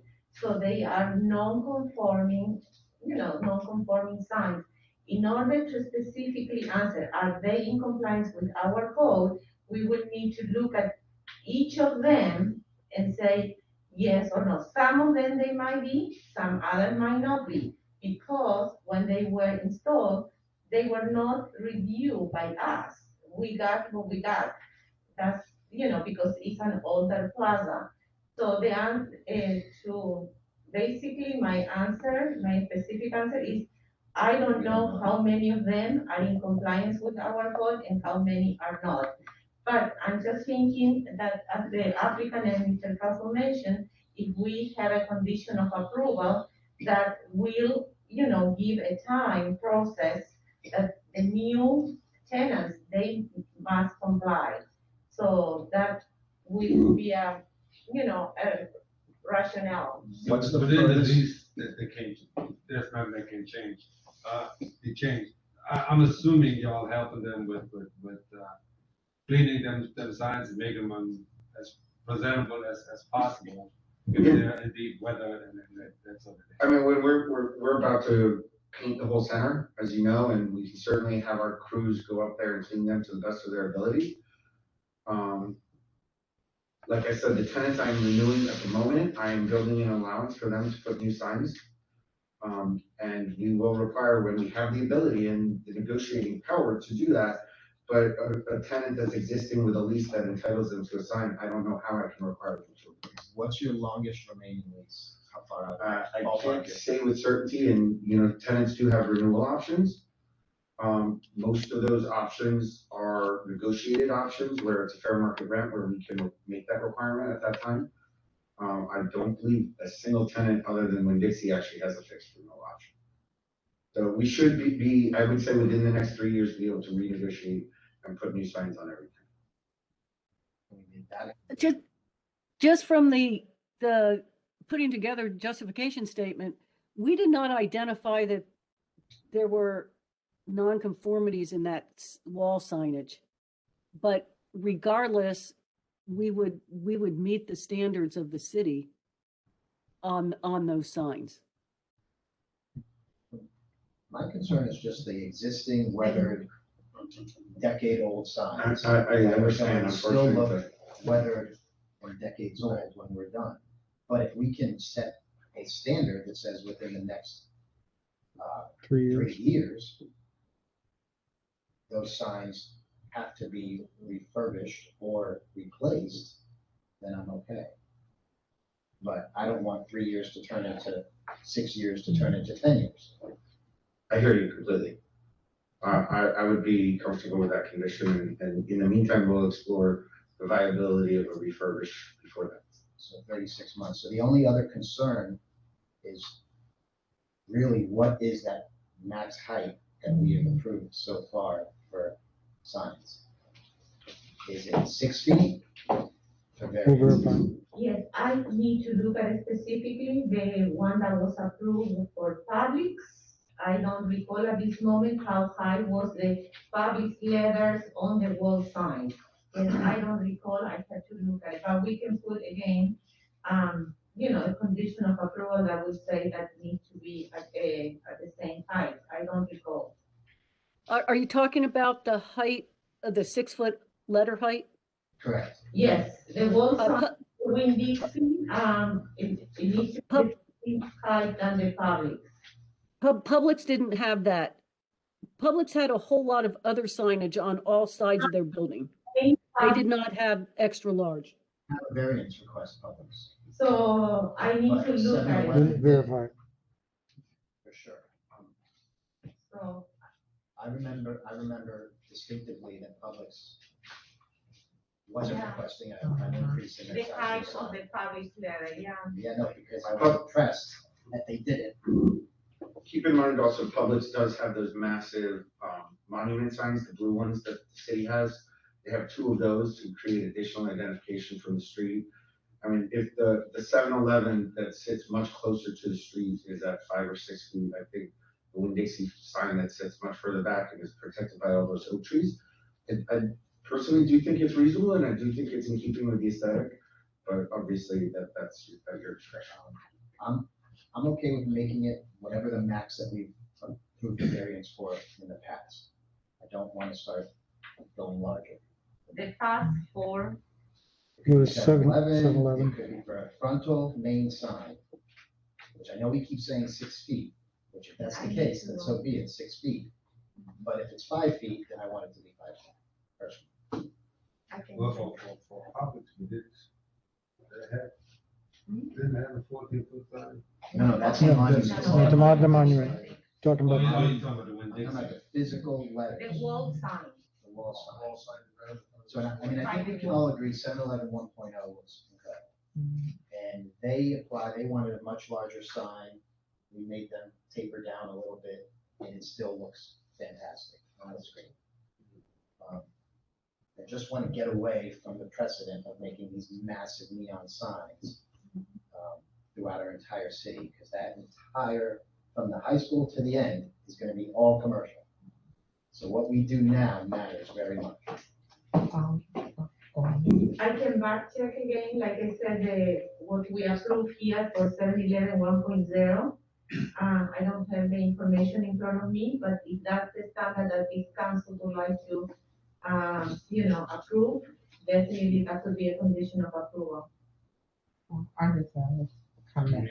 Visibility is an issue, you know, if they're set back further than, and it's harder to see than.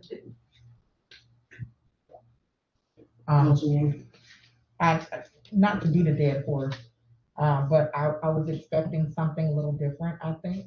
When you presented the aesthetics of tonight, I do agree with the signage, kind of mixing the old with the new. I do think we need to put a stipulation in with updating those signs within 3 years. I also would like to see, I know we talked about the parking lot, and you said you were gonna come back tonight. It's important that we see the parking lot, because as Vice Mayor just said, it's gonna be commercial on the side, and we want it to be consistent with what, everything that we're developing at this point. And I feel like if you're gonna do a facelift of Winn-Dixie, you really need to do a facelift of Winn-Dixie.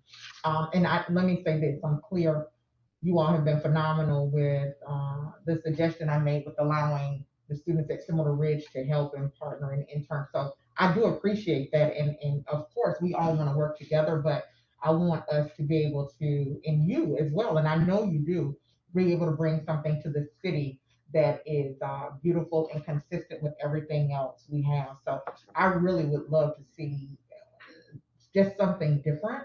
And your completed project, right? Like I said, with the parking lot and everything. Yeah, absolutely. I have to thank actually Nelson Ken for allowing us to present the sign. Sure. There were some comments to the site plan that caused some delays. Those have already been submitted. We're in the process of addressing a number of concerns Nelson raised, including the charging stations and golf cart spaces. I can tell you that the current revision calls for 30 to 32 golf cart spots, increasing widths of parking spaces.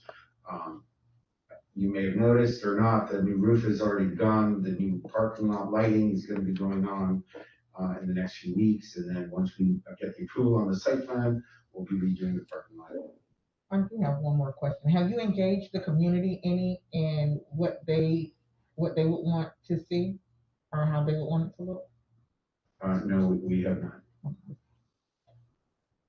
Certainly, we're very receptive to city comment. I mean, we do receive a number of calls from city residents with suggestions, and we do endeavor to bring those Improvements and types of uses to the center. One of our main priorities is finding a restaurant for breakfast use. In fact, we were so challenged at doing that, we came and brought a food truck at breakfast for some time. And we're doing what we can to meet the needs of the city. We certainly understand that it's an older center and it looks dated, and we're doing what we can to bring it up to speed and make it modern and current, but at a reasonable cost. We can't completely redevelop the center. That would just not be cost efficient. But we're doing everything we can to meet everyone's desires and needs. Are those little cross stashing That's coming out. things coming away? Yes. That was part of the last. Removed completely or turned into like a flat? Councilman Paul. Yeah, I do see this as far as the parking lot, that I mentioned that last time you were here. Everyone that I've talked to that lives in this area, not just Westlake, outside this, they are not thrilled about the layout of this parking lot. So I don't know if or how y'all gonna change it. Yeah, especially over there by Great Wall. It is the park. People that I've talked to are not happy about it. Never were. And if when Dixie wanted to succeed, I think that is one important factor. Because if I can't park, or people can't park there, or back out for that matter, running into each other, then they stay away from Winn Dixie. And I would like to avoid that. Certainly, we've taken that into account for our revised site plan and hope to be addressing the issue. Questions?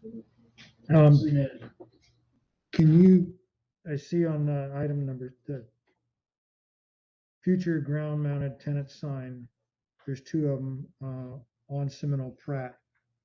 What are they intended for? Which tenant, or are they for the out parcel? Or are they for some other tenant? Or do you have any concept on that yet or not? Not for any tenant specific at the moment. The plan would be to use it for the end cap tenant at the north side of the center. Ideally, if we can bring the right use there, or potential out parcel. Okay. But those are not for any specific tenant at this time and not intended to be installed at this time. Okay. Any further questions for the council? Open up the public hearing. Yes. Mayor, I received no public comment cards prior to the meeting. However, I will give the virtual audience a moment to raise their virtual hand or unmute their device, stating their name and address. If you are a caller that has been muted, you may press *6. Please state your name and address. If you wish to present testimony, please state your name for the record.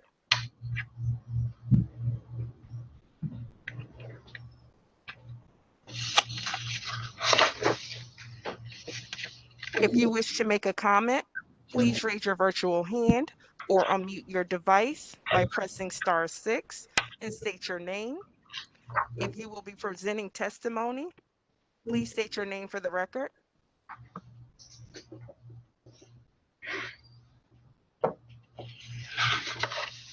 Mayor, I see no virtual hands.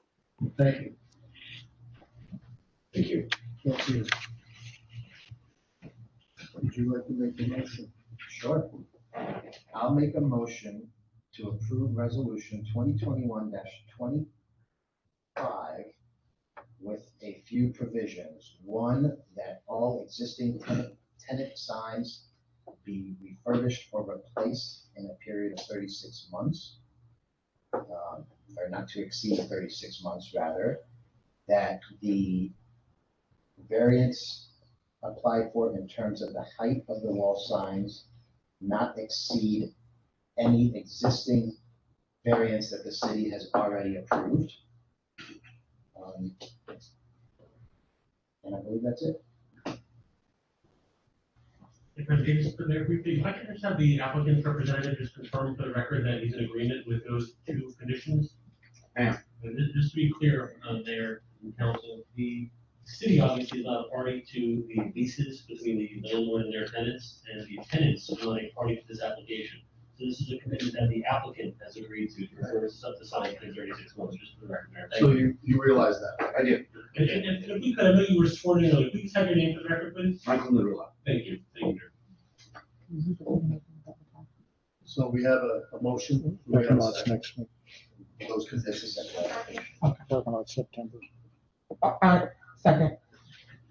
Parking lot September. Okay, okay. I have a motion by Vice Mayor O'Connor to approve Resolution 2021-25 with with a few provisions that all tenant signage be refurbished or replaced, not to exceed 36 months.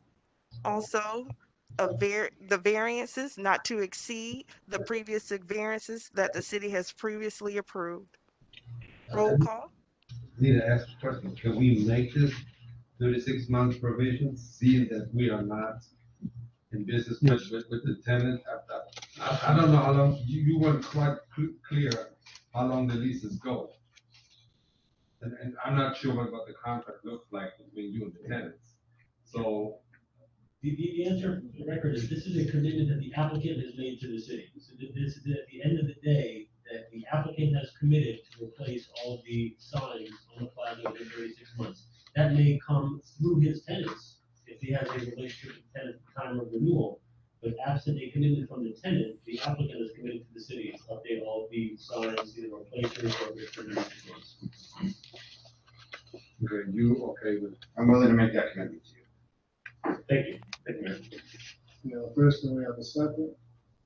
Roll call. Councilwoman Long Robinson, Yes. Councilwoman Crump, Councilman Paul, Yes. Vice Mayor O'Connor, Yes. Mayor Manning. Yes. Motion carries 5-0. Thank you. Thank you. Thank you very much. Thank you. Okay, we'll move on to the new business. Palm Beach County League of Cities voting delegate and alternatives. Yes, Mayor and Council. The council needs to make a motion to appoint you as the mayor as a voting delegate to the Palm Beach League of Cities. And then the listing of the alternatives, if you cannot make the meeting, would be the voting delegate. That's before you at this time, so a motion to approve as submitted in the package would be approval.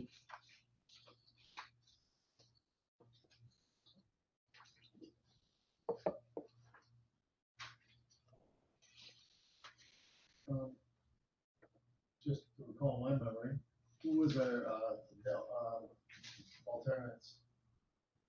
The first alternate would be the vice mayor, followed by Councilwoman Long Robinson, followed by Councilwoman Crump, followed by Councilman Patrick Paul, followed by myself. If none of you could make the meeting and I was making the meeting, I would be able to vote for the city.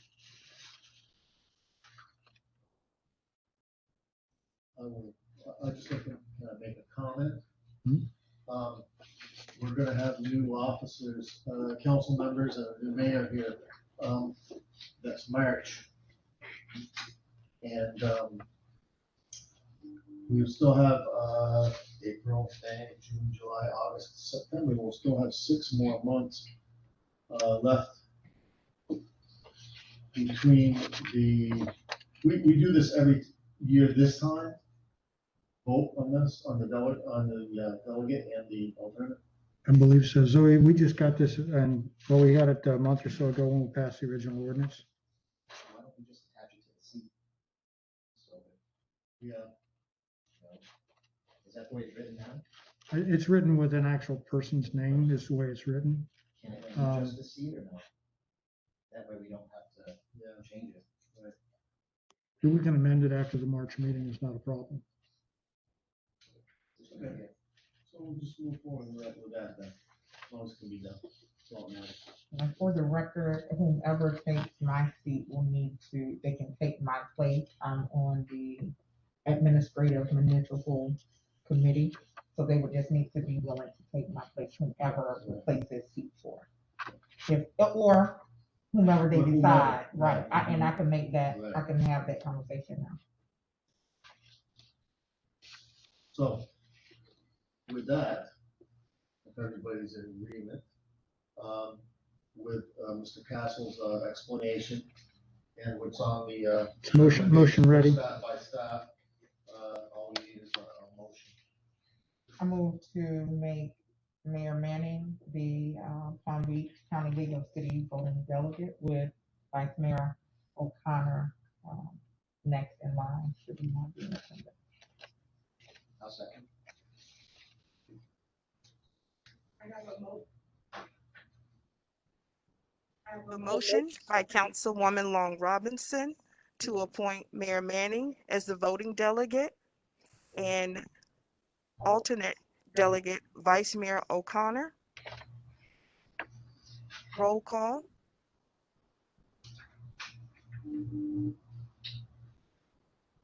Councilwoman Crump, Yes? Councilman Paul, Yes. Vice Mayor O'Connor, Yes. Mayor Manning, Yes. Councilwoman Long Robinson. Yes. Motion carries 5-0. Thank you. Thank you.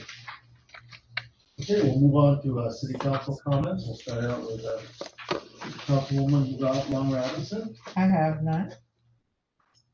We'll move to Councilwoman Scott. Maybe for Ken, just briefly before I walk through the meeting, I got an email from a gentleman who's a resident. I'll have to go back and look, regarding mosquitoes. Do they spray out here frequently? Is it the county that does it, or? The county does some mosquito spraying, Okay. but we can raise it to their attention. Okay.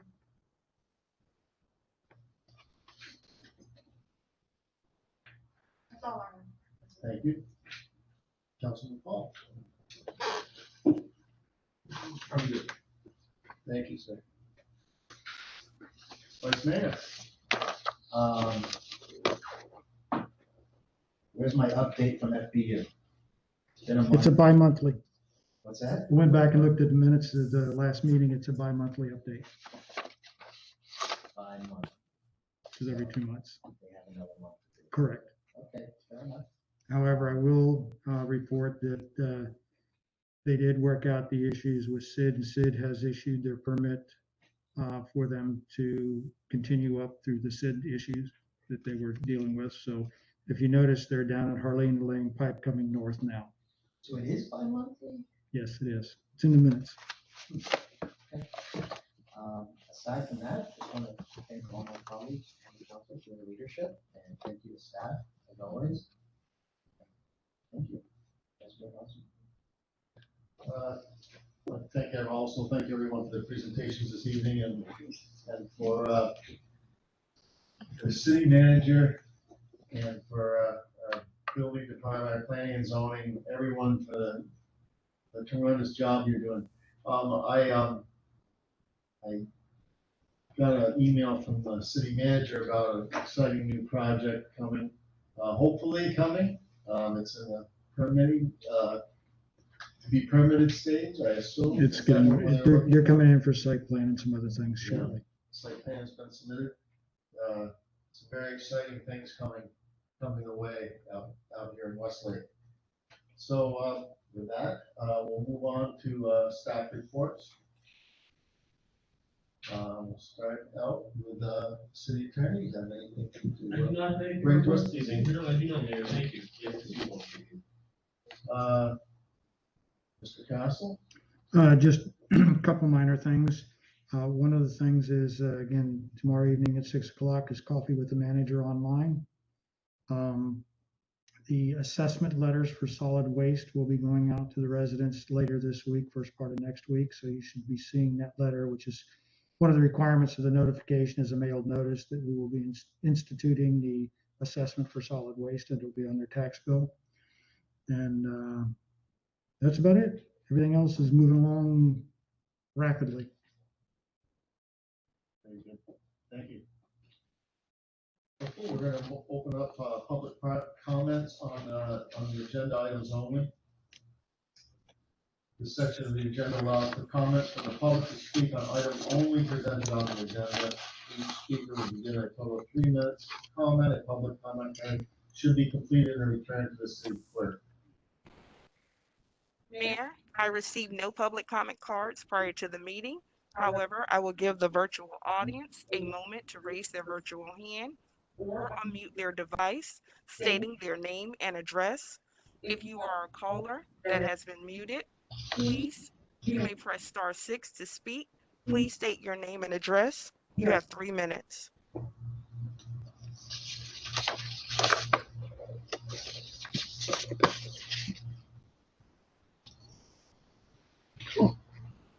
If you wish to make a comment, please raise your virtual hand or unmute your device by pressing *6 and state your name and address.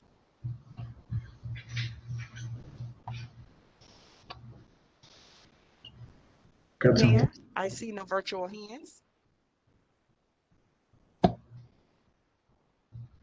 Thank you. Sorry, Mr. Mayor and Council, almost forgot something. I just want to confirm that we are still on for the August 23rd workshop, correct? Okay. That would be 6:30 also. Just want to confirm that everybody's still good with that date. You just reminded me randomly, one quick question I had from a constituent that I promised to ask and I completely forgot. And you would probably be the guy who's got the answer. The water at the dog park has been off for about a month now. I think it had something to do with the leak or the main break, I'm not sure. But can you make it a point? Should have been back on, but I'll find out why it's off. As of today, it's still off. Okay. I can get it out to Aldo and them and make sure it's on. Thank you, everyone. With that, we will adjourn the meeting at 8:31. Thank you, everyone. Thank you. Thank you. Good night. Thank you. Good night.